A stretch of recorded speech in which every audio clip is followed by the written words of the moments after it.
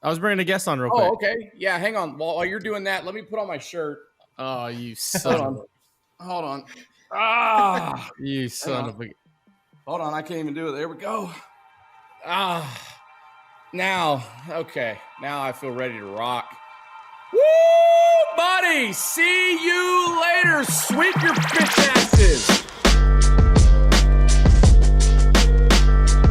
What is up, everybody? Welcome back to another edition of Beyond the Diamond Podcast here on the Apollo Podcast Network. Brian LaLima, ApolloDez, Josh Astros here with you. Follow us on Twitter at BLima790, at ApolloDez1, and at Josh Astros1. The Houston Astros are headed back to another ALCS. It's 6 times in a row. They beat the Mariners.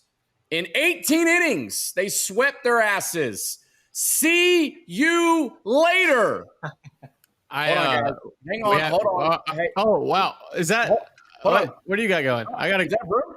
I had a guest. I was bringing a guest on real quick. Oh, okay. Yeah, hang on. While you're doing that, let me put on my shirt. Oh, you son Hold on. Ah, you son of a. Hold on. I can't even do it. There we go. Now, okay. Now I feel ready to rock. Woo, buddy. See you later. Sweep your bitch asses. This is off the rails already, isn't it? What are we doing? Are you serious? Are you serious right now? Is this what we're doing? See how we do it? Okay. That's what we're doing. See y'all in the ALCS. Hugh loved to see it. You love to see it. That was pretty good. Hugh, H-O-U. Yeah. Hugh. The Nice. AL runs through you, Hugh. Like it also runs through you. So didn't 18 innings. Yeah. 18 innings. Didn't the Mariners fans like make some shirt like Houston, we have a problem, you are a problem, we are a problem, something like that, right? Yep. Yeah. And Interesting. Yeah. Well, Right. I'm glad they're gonna get those shirts next week if they finally get there. That's the right. I saw that it was going to take 7 to 10 business days to get those shirts in. So yeah, enjoy them in the off season. Have fun. Cancun on 3. 1, 2, 3. Cancun. Cancun. Oh, look, 18 innings. That was some of the best pitching I've ever seen in my fucking life. Both sides. Yeah, ever. Obviously, like you're up 2-0. Not that you ever wanted to lose, but you're just like, even if they do drop this game, the Astros are going to win game 4. Like they used literally all their high leverage guys, their starters. Like it was just amazing. And then, yeah, like, I mean, and that's what made playoff baseball so great. And 18 innings is even amazing. It wasn't like a boring 18 innings. It was literally just like, this is some of the best pitching you'll ever see. And we came out on the other side with champagne. And so, that's what the Astros do, and I know I took a lot of heat saying Seattle's a problem, but 5 gamers just give me the bugaboos. But the Astros just showed what they do, and this is why I'm comfortable with 7 gamers. They just take you out into the deep end. They're just like, hey, come on, just come with me, come hang out, let's get in the deep end, and they drown you. That's just what they do as a team, and they grind at bats because of the implication. Because the implications, and the best thing about last night was to see Hunter Brown. Obviously, the bullpen itself, all just they're the best. But Hunter Brown, and then Luis Garcia, who was the butt of jokes for the last 2 months. People were like, "Oh, he doesn't deserve to be on the playoff roster. He's sucking, blah blah blah. How is he going to do that?" He just absolute shoved win, and that's why the Astros are built the way they are. This broom's getting a little sassy on me, but the like when the roster came out, we're like, "All right, this is the piggyback lineup. This is the death lineup. We're going to have guys that can extend games. They can go 4 or 5 innings because they've done it in the regular season." And so we saw it in this game 3 marathon that lasted like 6.5 hours. And it was amazing. Absolutely amazing. Listen to these numbers. Lance McCullers Jr. got the start last night. 6 innings pitched, 2 hits, 2 walks, 7 strikeouts. Hector Neris, Rafael Montero, Ryan Presley, Brian Abreu, Ryan Stanek. 5 innings combined, 2 hits, no walks, 8 Ks. Hunter Brown, 2 innings, 1 hit, 1 walk, 1 K. Luis Garcia, 5 innings, 2 hits, no walks, 6 Ks. Combined numbers here, 18 innings, 7 hits, no runs, no earned, 3 walks, 22 strikeouts. by far one of the best pitching performances that you will ever see in Major League Baseball history, ever. And here's another thing that cannot ever be understated. The way Dusty Baker has handled this roster. Say it again. And this lineup. Say it again. Say it again. Say it again. The way that Dusty Baker has handled this lineup, this roster, this pitching rotation, along with Joe Espada, with Josh Miller, these guys, especially Dusty Baker, it's a masterclass. A masterclass, because if you look at 106 wins through the season, yeah, people bitched about Dusty Baker. People had him on a short leash because of some of the moves that he made. Well, okay, now let's take a look at it. Where's the manager Snitker for the Braves? Gone. Cancun. Done. Cancun. Where's Dave Roberts and the 111-win Dodgers? They're headed to Playa del Carmen right now. They're going Cabo Wabo, baby. See you later. I mean, it was a masterclass through and through. Pulling and this is where, and we've seen it. We hung out with Dusty. We know he has such a feel for the game, and that you're not going to see that in an Excel sheet. Yes, we have all the best stuff. But having a guy that can read the room, feel it, like, hey, I'm going to go with this guy here. I'm going to go with this guy there. It's just kind of a huge X factor. And sometimes it'll bite him in the ass, but more times than not, you come out on the other side. And you know what? That picture of him with the champagne was iconic by the Astros. But two, the video of him dancing. Video, oh yeah, boy, we were vibing last night in the Pacific Northwest. Like, another thing is, when you look at last night's game, they managed that like to perfection. You go through all of your top perennial bullpen arms, and oh, hey, by the way, now here's Luis Garcia for 5. How many did he throw last night? I just had it pulled up. 5. I think 5. Yeah. 5, right? Yeah. Oh, hey, by the way, here's our number 4 or 5 starter that had like 14 wins this season. Have fun with that.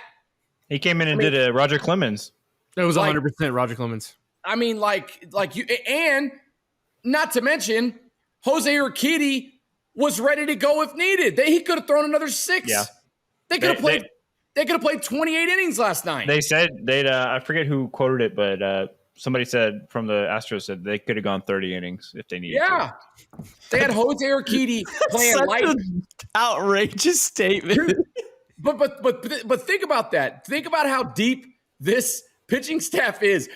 Jose Urquidy and Christian Javier. Obviously, you were saving Christian Javier to start Game 4 if necessary, right? Jose Urquidy didn't even pitch in the ALDS. Think about that. He didn't even pitch, and he was still ready to go if needed. That's and Stanek only threw 1 inning. How many regular season games did Jose Urquidy win this year? 13, 12, 13, something like that. Like, look at their 1 through 5. All of them had double-digit wins. Yeah. Jose Urquidy didn't even throw, and he was ready to throw if needed last night. Think about that. Like, let's take a step back and think about that for a minute.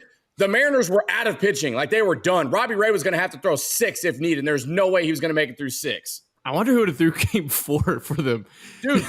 when they sent out Gilbert to the bullpen, I was like, dude, they're done.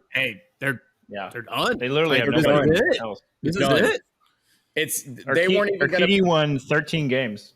Yeah. Think about that, dude. They were done either way. It's either you win Game 3 and give your home crowd at least a first playoff win in 21 years, but you're going to get smacked around in Game 4 because look who the Astros had lined up: Christian Javier, Jose Urquidy, and then all the bullpen arms are still pretty much fresh for the most part. Yeah, I mean, what a masterclass for Dusty Baker and that group. I mean, dude, you can't say enough about that series, and that's even. The 2 worst players for the Astros in that series, Jose Altuve, hitless, and Justin Verlander got hit around a little bit, and they still swept their ass. Yeah, I think last time. Go ahead. Real quick, the last time the Mariners scored was the 4th inning of Game 2. Wow. So they held them scoreless for 23 2/3 innings. I wanna jump in to discuss this Lance McCullers Jr. and the beast he is, but I also don't want to forget that this game and team, like, to take care of business in a 3-gamer, like a 3-game sweep, is huge because now you're lined up, your rotation's lined up for the ALCS. Oh, and by the way, Cleveland, New York, it probably could go 5. I mean, there's that probability, right? But Cleveland has New York on the ropes. They're playing an additional game. We're lined up. Yeah. And you took care of business. You did the job. You don't have to worry about playing 3 games in 3 days. You did what needed to be done. And that's what started with Lance McCullers Jr. That guy was absolutely filthy. I think at one point he was at like 55% sliders, like in the 5th inning. Like he was like 80 pitches and 40 of them were sliders. Yeah, he just kept throwing it. Yeah. He had 15 inches of run last night. He owned Julio Rodriguez. He had him 0 for 3 with 3 strikeouts. Like he owned Julio. Just real quick, Julio Rodriguez is a star in the making. Like that kid. We saw that ball he ran down. Yes, I was just going to say that what we saw from him on the defensive side, like especially with the ball that he ran down in the gap, like that's a game saver. What he does at the plate, I mean, I know he was Lance McCullers Jr. kept throwing him slider after slider, and he wasn't really making adjustments. And then finally, you saw him hit a double late in the game. He stole a bag in extra innings. I mean, what that kid does, he's clutch. Man, he's a star. I feel like every game he hit a clutch hit late in the game to try and get his team in it. He is a star, man. Hey, trust circle moment to everyone watching. After that catch and he let off the next inning, I was like, "Yep." Oh, I thought for sure. I was like, baseball poetry. One of the first things I learned playing baseball, like at a young age, is usually when you make a hell of a play in the outfield or in the field, and if you're leading off the next inning, you usually hit a bomb or a double or some big time at bat. And when he made that play and I saw he was leading off, I was like, "Oh my God, he's about to do it." But here's the thing: why would they do that? Why would they leave the roof open? Why would they leave the roof open? You know that his double was inches from going over in the ninth. It's already a pitcher's ballpark there. It's a little bit cooler up in the Pacific Northwest. They're right there on the water. You got the haze from the wildfires. Why would you not close your roof? Why would you not close your roof for the first playoff game in 21 years? Balls were going nowhere last night. Yeah. You could maybe make a case that if you close the roof, that the ball was over in 9 innings. Yeah. It would have been over in 9 innings if there were. Why would you do that? Like, tell me you haven't been in the playoffs in 21 years without telling me, hey, let's keep the roof open. Yeah. I mean, come on. It's a rookie move. And that's where I go, just on that to segue into October experience reigns supreme. And it was perfectly shown 3 games in the ALDS for the Astros. Look at the type of wins they had. Come from behind in game 1. Grind it out against Luis Castillo in game 2. And one of the craziest, longest games in the history of baseball, 18 innings, and they found a way to win. And it was by a rookie, Jeremy Pena. Lights aren't too bright for that kid. No, I'm gonna say this. No one looks better right now than James Click and Mr. Crane. Yeah. No one. Because they made a business decision. Yep. They made the right decision, as shitty as it is, and it's paying dividends for them in October. And that was what we said, right? Like he's gonna be weighted on what he does in October because Carlos had so many great moments in October. For better or worse, he could have hit 500 on the season, had a platinum glove, but it's gonna be what you do in October. And he's thriving. And the moment is not too big. If he was hitting like Altuve is right now, if he was 0 for 17, that would be like part of the headlines. He can't handle it. He can't, whatever. Yeah, the headlines would be the lights are too bright for rookie shortstop Jeremy Pena. Should the Astros done anything and everything to re-sign Carlos Correa? The headlines would be completely different. And then speaking of Jose Altuve, like for him, it's like it sucks, right? But if there's anybody that's going to turn it around in the ALCS, it's Jose Altuve. I'm not worried. No, not at all. No, you can't be. I think with this team, the way it's built and the way it's been structured with the amount of rest, the weird lineups, and we talked about it before this playoff preview, we're just like, I think this is the freshest this team has ever came into October. And I think it has a lot to do with realizing like, hey, the golden age is alive and well. We've been going to the CS, we've been going to the World Series. Obviously, it hasn't gone our way, but let's kind of do a little self coaching. And I think a lot of it was our guys are just brutally tired, and I think they're tired now, but I think it's different this year. I think they just look like they have more of a step to them, not like those dead legs we kind of saw against that Braves last year. We just felt like our guys were kind of running in cement. They just look fresh, and I think it pays. I mean, shout out to the training staff, the nutritionists, the strength and conditioning coaches, and then obviously the front office and Dusty. But when you sweep like we just did, you're getting more rest, and especially with this new funky whatever calendar schedule we have going, taking care of business and executing is huge. So I do want to circle back to Lance McCullers and what he was doing in that moment with how loud that crowd was, how many people were there, the 21 years. I've never seen a guy more comfortable. And though on top he had like the flu, like that was his flu game. So yeah, Lance McCullers literally just put it out there, and we talked about it the last episode. He was our ace last year, and now he's your number 3 starter this year. This team is as deep as we've ever had as Astros. I think this team is deeper than 2019 team. I really do. Yeah. Pitching wise, for sure. Yeah, pitching-wise, for sure. I think if there's a guy that needed to start the first road game for the Astros, it was Lance McCullers. Like, if there's a guy that thrives on hostility from an opposing crowd and chirping and things like that, it was Lance McCullers, and it was on full display. And honestly, he only tossed 6 innings, but you probably could have made a case that you could have ran him back out there for the 7th. Yeah, he was only at 88 pitches. I was going to say, I know he was under 100, so you could have ran him back out there for the 7th. But Dusty chose to go with Hector Neris. Hector Neris comes in, does his job, and then the rest is history. And then, one of the things that I noticed about last night was when they won it, there wasn't a big celebration on the field. But my God, when they got into that clubhouse, it was fucking rocking. This team has been there so many different times, and I've been in those clubhouses when they're popping champagne, and it's usually, it's pretty crunk for the most part. But the videos that I saw last night was different for those guys. Like they partied and popped bottles and went nuts in there. You had Chaz McCormick in one of the beer bins. You had Neris and the boys dumping champagne. Yeah, and beer. I love that they let the first time people, the players that were to the postseason for the first time, let them celebrate, let them be the center of that. But then you even look at like Lance McCullers and Bregman. Altuve was having the time of his life. Like you look at guys that have been there, done that, and they all enjoyed the hell out of it last night.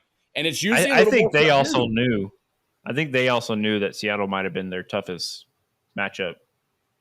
Plus, I'm sure there's a little bit of bad blood there that we don't know about. I'm sure there's some stuff, especially with Scott Service and how he talks out of his ass and hits players on purpose and thinks everyone's after him. And, he got schooled, man. I'm sorry. Dusty Baker out-coached the hell out of him this series. You want to talk about a dude that looks like the brights were too light or the lights were too bright? It was Scott Service. Like, there were some panic moves I felt like. And granted, last night, the pitching staff for the Mariners, hats off to them, too, because they pitched their ass off. But, on the course of only 3 games, like, there were some questionable moves, man. And that'll follow him basically until opening day next year. Have fun in Cancun, though. I think the Robbie Ray move kind of cascaded into last night, where he made Penn Murphy go a second inning instead of bringing in Robbie Ray, who's a starter. Robbie Ray could have probably gone 4 innings, but he tried going with Penn Murphy for 1 more inning, and then he made a mistake to Pena. Yeah, what a swing! What an absolute swing, getting a hanging slider like that, not missing it. Obviously, the box scores, if you look at the numbers, they're not pretty, right? Like, anytime you have a game that goes 18 innings, it's not going to be that pretty of a box score. But seeing Breggs got, 3 knocks, 3 for 8 day, Tuck 2 for 7, Yuli 3 for 8. Hey, Yuli. Yeah. I've been wanting to bring up, he had 1,000 OPS on the series. How many hits did he have? 6? No, it had to be like 8. He hit 400. So I think he had 3 in the first game. I don't think he had a hit in the second game, and I think he had 3 last night, right? I'll pull it up. Hold on. He had 3 last night. He had 3 last night and 3 in the first game. He was over Nothing in game 2. The second game. Yeah, so 6 hits. He had a 400 batting average and a 1,000 OPS.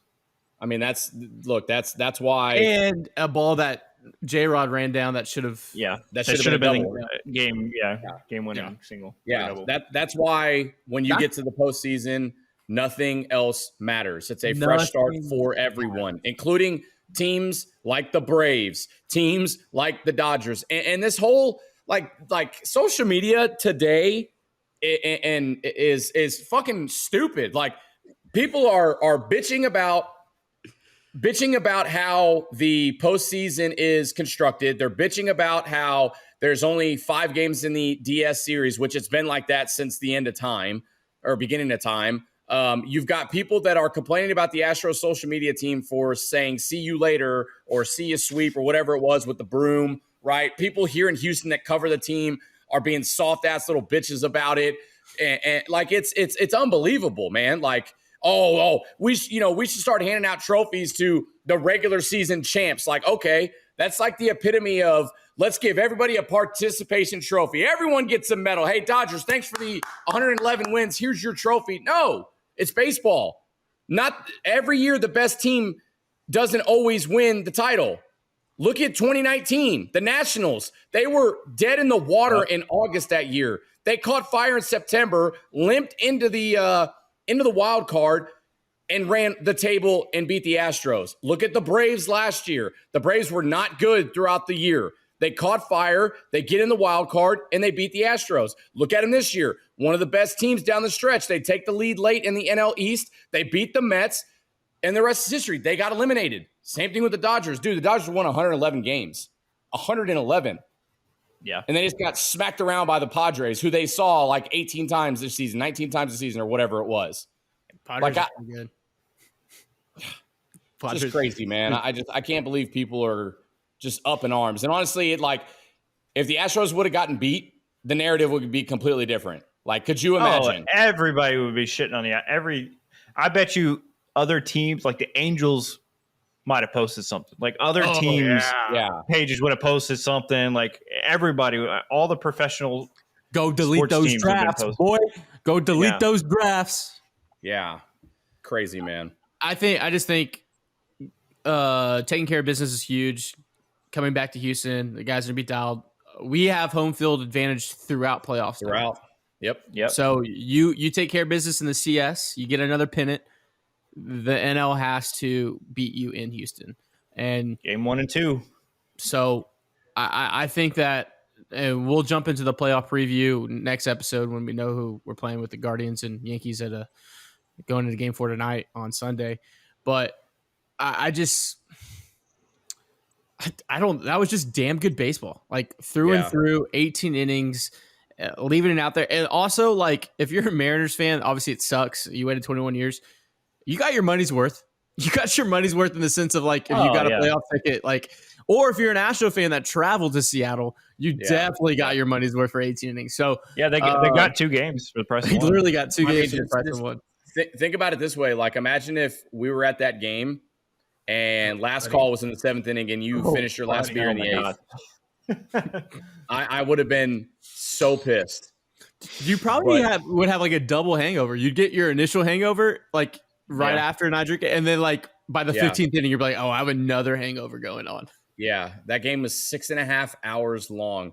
So I just have like one final thought on the ALDS. Dez, are the Mariners still a problem, or hey, they played really good? I'm gonna just take my. Are they a problem though? They played really good. Were they ever a problem? I mean, you're lying to yourself. You weren't a little pressed. No, we talked about it off. Don't know. We talked about it off air before we recorded our preview episode, and Josh knows it too. We're all right there. Yeah, I have the footage. Look, Yordan's swing in game 1 changed the entire month of October. You cannot tell me otherwise. That one swing in game 1 When we are on the championship parade, we're on the floats. That's what you play first. That home run right there, you play it on the DVD for the championship because it changes the entire complexion of this entire October.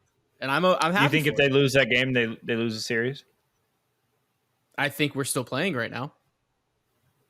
Well, yeah, we would be. But I mean, it doesn't matter. We sweat. We took care of business. We handled it. So, who do you think is going to win the Guardians and Yankees series? Guardians in 5 was my prediction. Yeah, and I'm sticking to it. I think Cole somehow finds a way tonight. I think it's two things: he either gets shelled early or he just steps up. But I just look. It's going to be the Guardians in 5 in New York. Like, honestly, I hope it goes 5. That means more pitchers being used. Yeah. I'm pretty sure I know I had the Guardians beating them. I can't remember if I said in 4 or 5. I think the latter part of what you just said. I think Garrett Cole gives up an early bomb. I think he's ran out of the inning in the 3rd. The way they lost that game last night. And you see all the reaction videos. I couldn't believe it, dude. I mean, I looked at that game because I wasn't paying attention to that game, and it was like 5-3 going into the 8th. And I saw Judge finally. I saw Judge finally got himself a hit. He hit a bomb. About time. I mean, he was only. I was about to say. He had like 8 strikeouts. I think this series will be determined by Judge. The final 2 games. That's fair. I also think if he strikes out, if he continues to struggle, they lose. If he finds it and hits bombs, then obviously they're going to win. We talked about in the playoff preview, the Guardians just had that fuck you, why not? They're here. Like, and that's dangerous. Like, don't get me wrong. They don't have any pressure. You have no pressure. All the pressure's on New York, and all the pressure would eventually be on Houston if it is the Guardians. But also, you can't 5-3. Like, if they lose, the Yankees lose this series, Boone's gone. Like 100%. Oh yeah. Speaking of, did you hear what Luis Severino said? Yeah. What read it. You have it pulled up? Yeah. Let me pull it up. And while he's doing that, the interesting thing to me, and Brian, I want to get your thoughts on it. Do you want to play a team in New York that we've traditionally owned, but probably would play up to Houston because there'll be more anger? Or do you want to play a team like Cleveland with the non-fuck you factor? Man, that one's tough. I think you know what I mean? Because Yankees will play up to Houston at least early in a series. Yeah, I just think, man, I don't know. That's a good. I think, and they would have some momentum coming back from 2-1. I think the Yankees and the Guardians are both overmatched when you put them up against the Astros. I think the Guardians are more overmatched. Do you think Seattle beats Cleveland and the Yankees? If it was flip-flop, if Seattle was playing Cleveland or Seattle playing the Yankees in the DS? I think if Seattle would have taken care of business and beat the Astros, I think Seattle. No, I meant if Seattle was on that side of the bracket and playing the DS now. Yeah. Oh yeah, I think they would. Yeah, I think so. I think they beat either team. I think they beat. Yeah, right. I just don't think the Yankees are very good, man. The Guardians are riding some nice momentum. They're playing well, and they are playing like they don't give a shit. They have no pressure. They have no pressure. It's like they shouldn't have even been there, so to speak. They don't strike out. And then here's another. Well, go ahead, read it, Josh. Go ahead, read what you got, and then I'll bring up something else after that. Luis Severino on Clay Holmes not pitching the 9th, their closer. He's our closer, so of course I was surprised. I don't know if he was down. There shouldn't be people down in the playoffs. That's something that you guys need to ask Boone or Matt Blake to see what was going on there. Ooh, buddy. If they lose, dude, there's no way Boone survives this. Oh wow, that's rough. That's a disjointed clubhouse. Here's another question. How do the Dodgers bring back Dave Roberts? They shouldn't. What have they done in a non-messed up year? In a non-162 game season? Besides that, they won the world title in the 60 game season. But outside of that, what have they done? I don't know how you bring him back. How do you bring him back? I don't know how you, because they're making it by talent, not by strategy. Like their roster is what's got them to where they're getting every year. It's not him or his strategy. But so also yesterday they were just charting out. I mean, I don't know how they weren't emptying the tank. They just kept charting out their normal pitchers. Like in that situation, like they were pitching. They were playing like they were up 2-1 in the series. Right. Yeah. They had Vesia going like with bases loaded still. When momentum, look, we know this. We've seen it on the good side and bad side. Momentum changes quickly within a game in October, and you have to read that. And I don't know if it's ego. I don't know if it's pride. I don't know what it is, but I'll tell you what, Dusty Baker would have managed that away 100 times better. I think with the Dodgers, I think it's ego, man. I think the lackadaisical, kind of going with the motions, thinking, oh, our roster is good enough to get us through, even though we're playing the game of baseball. When you just said it, momentum swings are so quick in the game, and you saw it. I mean, Cronenworth comes up and completely shifts the baseball game. Oh, yeah. Like, look at Manny Machado, the game he had, the series he had. Like, there are little moments in that game, which I didn't watch all of them, but I watched a good majority of it. But there are moments in that game where I'm scratching my head. I'm like, you can feel the momentum shift, and Dave Roberts is just like not reacting to it. And last night was a big example of, I'm like, dude, what are you doing? Like, do something. Like, you know, that meme that's like, hey, do something. Like, Dave Roberts, what are you doing, man? So I don't know how they bring him back. Honestly, I really don't. Mookie Betts had a 492 OPS that series. Oh God. Kudos to the Padres on that one. Yeah. Man, that's crazy. Hey, how about the Phillies though, huh? Oh my God. You want to talk about a team that's playing like they don't give a fuck, or that they have nothing to lose. Like, that's the Phillies. Bryce Harper. Flip side of Mookie Betts, Bryce Harper had a 1592 OPS on the NLDS. Wow. I read some threads this year that they said Bryce Harper was washed. Yeah, no. Are we doing? He's only 30. He just turned 30 today. Buddy. Are we doing a dog of the series? Yeah, let's do it. Let's end it with that. Yeah, let's end it with and I think we should just shout out to Breggs for doing it in the clubhouse. It's catching on. Dog. So who's it going to be? Yeah, Josh, he brought it up. I mean, I'm gonna say it was. Josh, look at social media one time, please. Did you not see that? I was on social media all night last night. Has literally tweeted it out. Unbelievable. I'll pull it up. We had like 30 banger tweets between us. Are we doing dog of the series or dog of the game? Let's do dog of the game. Okay. And then dog of the series. First, yeah. Okay. So, Josh, you start us off. Dog of the game. Who you got? Dog of that game is Luis Garcia. We don't get to that 18th inning without him just absolutely shoving. Yeah, I am going to also give it to Luis Garcia. That's unanimous because I will also be voting for. I mean, him coming in like it was a normal start. Yeah. You know, him having go 5 innings, give up 1 run. That's a good start, but you cannot give up 1 run in that situation. And he just, dude's just chunking 97, 98. 90. His max was 98.2. I know, crazy. Good just Lord. Empty the tank, dog. And then, all right, dog of the series. All right, when y'all go first with that one? Oh man. Oh, it comes down to 2. It comes down to 2 for me. You go first. It comes down to either Jeremy Pena or Yordan Alvarez. Oh man, it comes down to those 2. You have to throw Breggs in there, dude. Yeah, you could add him in there as well. 975 OPS, 333 average, made all the plays at third. Man. All right, you go first, Brian. You go first. He was 3 for 3 against Munoz too. Yeah, absolutely owned him. He made Munoz look. I don't know why they went to Munoz again last night against him. I was like, what? Why? Oh Why my are you god! doing that?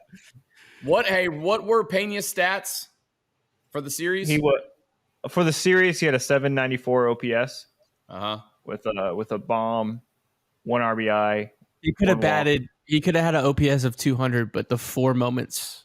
You know what I mean? He scored the most runs. He scored 4 runs. What was Bregman's? 975 OPS, 1 bomb, 3 RBIs. Dude. And then Jordan's?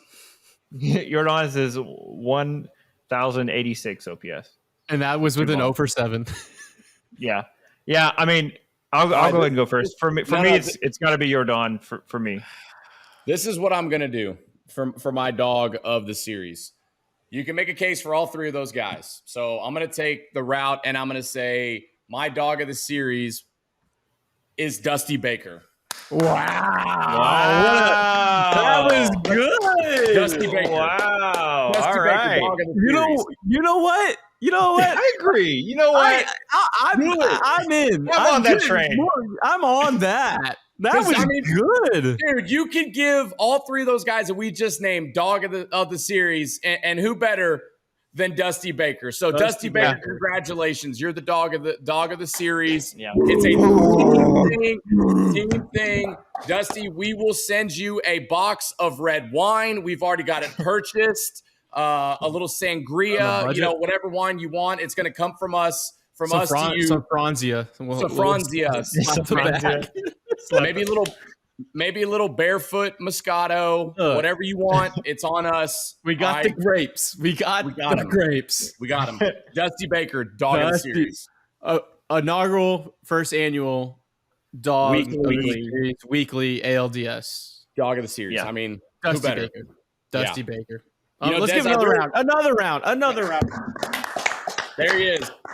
Hey, look, the Astros are moving on. They swept Seattle. Hey, just real quick before we wrap up, I listened to a Twitter Spaces on Monday night before game number 1, and there were some people on there from the Seattle Mariners side that said that Texans don't know what climate change is, that we can't control our power grid, we're delusional because we still defend a team that cheats, and so forth and so on.